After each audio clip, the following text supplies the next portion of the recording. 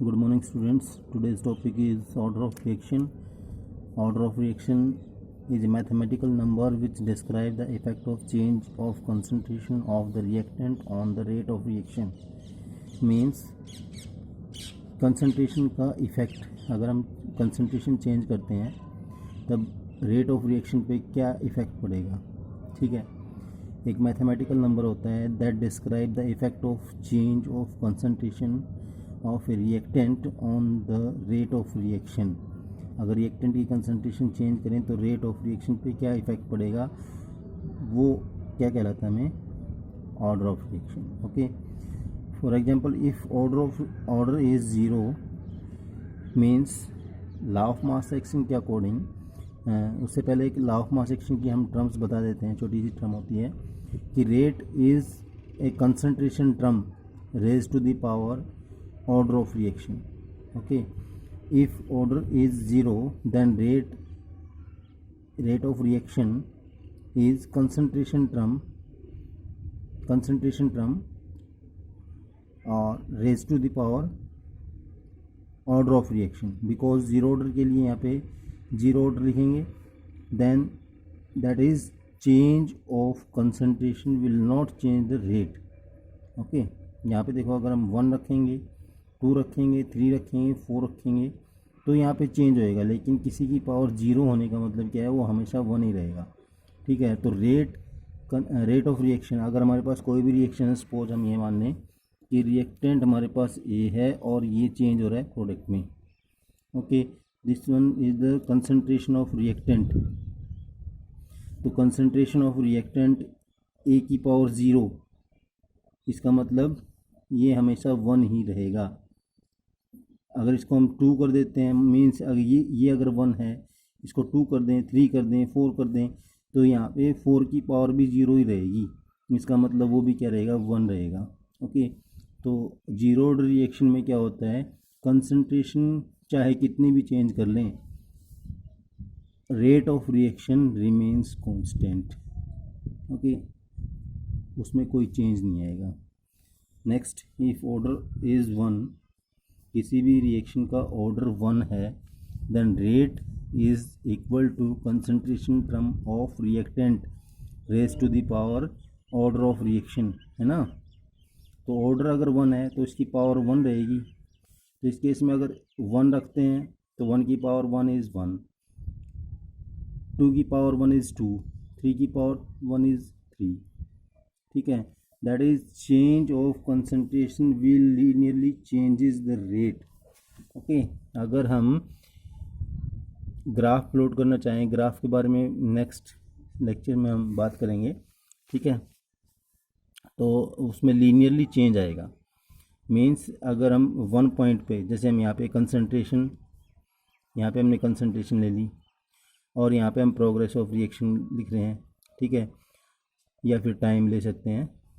Okay, या फिर इसको हम रेट की भी बात कर सकते हैं यहाँ पे कि रेट क्या आएगा, है ना, रेट वर्सेस कंसंट्रेशन. तो यहाँ पे देखो कंसंट्रेशन अगर 1 है तो रेट भी हमारे पास 1 रहेगा. ठीक है, 2 है तो 2 रहेगा. इसका मतलब इन पॉइंट्स को अगर मिलाएं हम तो यहाँ पे जो ग्राफ आएगा वो क्या आएगा, लीनियर ग्राफ आएगा, है ना. तो concentration versus rate of reaction for first order reaction is always linear. Okay, next one is if order is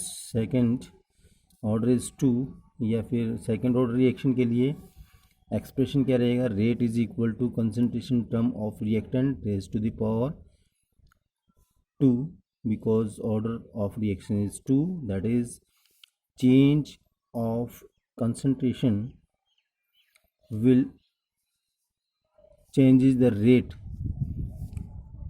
quadrately. ठीक है, मीन्स 4 टाइम्स उसका रेट इंक्रीज हो जाएगा. देखो कैसे होगा, हम यहाँ पे एग्जांपल लेके चलते हैं. ऑर्डर ऑफ रिएक्शन अगर फर्स्ट है, देन फर्स्ट ऑर्डर रिएक्शन के लिए देखो यहाँ पे कंसंट्रेशन अगर 2 रखी तो इसकी पावर 1 क्या आएगा, 2, 3 की पावर 1 इज़ 3, n की पावर 1 इज़ n. और यहाँ पे देखो अगर हम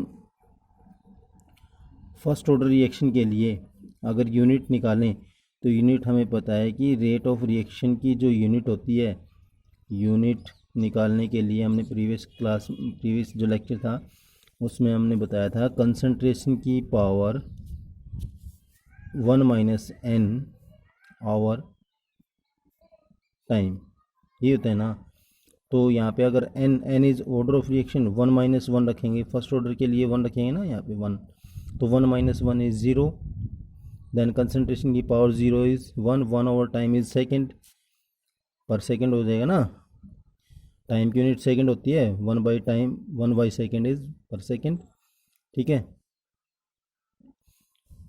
नेक्स्ट सेकेंड ऑर्डर रिएक्शन के लिए यहाँ से निकाल सकते हो, पहले यूनिट निकालेंगे, यहाँ पे आएगा 2, 1 माइनस 2 इज़ -1, तो कंसंट्रेशन की पावर -1, इसका मतलब कंसंट्रेशन की यूनिट क्या होती है, मोल पर लीटर, तो मोल पर लीटर को कैसे लिखेंगे, पर मोल लीटर हो जाएगा वो, है ना।